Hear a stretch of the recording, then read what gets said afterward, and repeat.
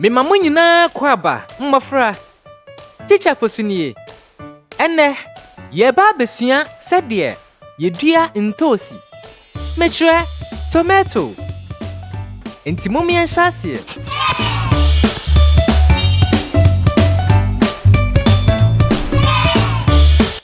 die dikan ye behia ntosi aba mechre tomato seeds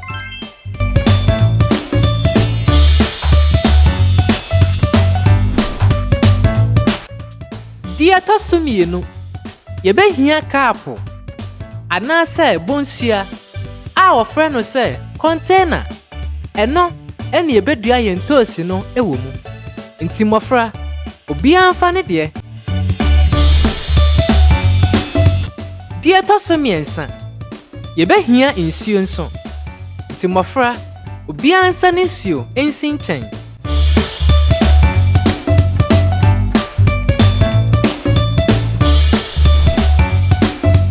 dia tosunan ye behia notie a ofra no se soil eno ene edi bedua ye ntosi no nti mofra obi ankofa no notie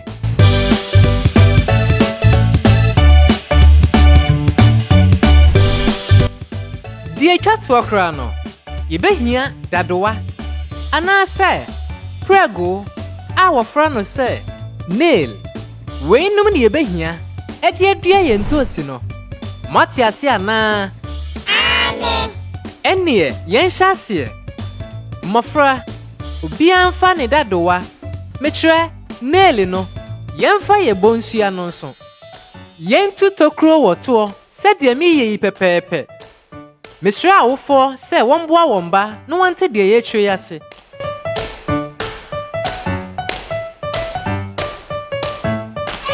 ye betu atuo no miensa mumien kan Bako mienu miensa mummo maya de pa tokro ya yetui eboa emamframa efa kap yi mu ema nsuonso enyina mu emaduaba ne hu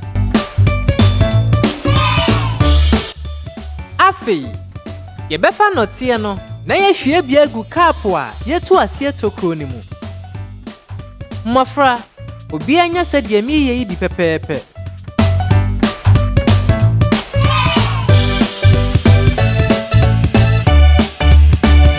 ye hwie ni nyina ibeja kakra enti obi anja ne de no kakra sede ye mensum aja bi no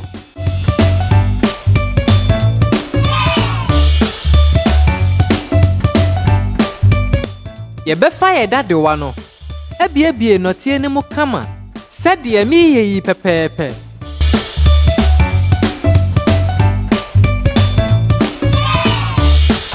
afei emofra obi anfa ne ntosi aba no ye de mienu ebegugu nchenchen sede mi ye yi nti obi anhwe de mi ye yi no wanya no sa pepepe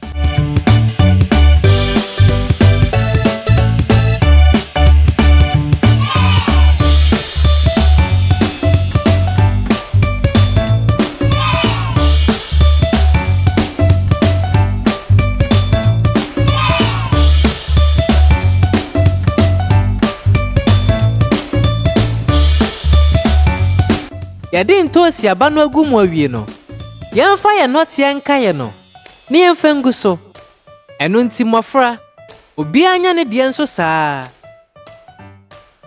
afi ye befa ye dadewa no ne ade notie na kata so yie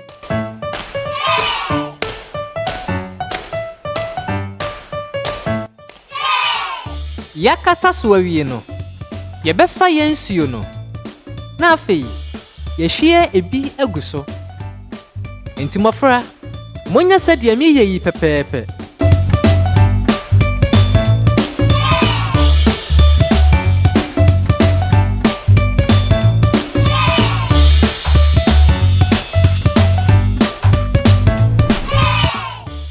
ya wie no ye betam de akwa akosi awie mu efi se aduaba bia hia nsuo mframa ene awia se ne beye benya ahoden ansa na afifi Eno nti yede no nso akwasi awie mu no. Awia bɛbɔ so. Na mframa nso afam. Afi. Ni agugu sunsio. Ekosi sɛ ebenyini.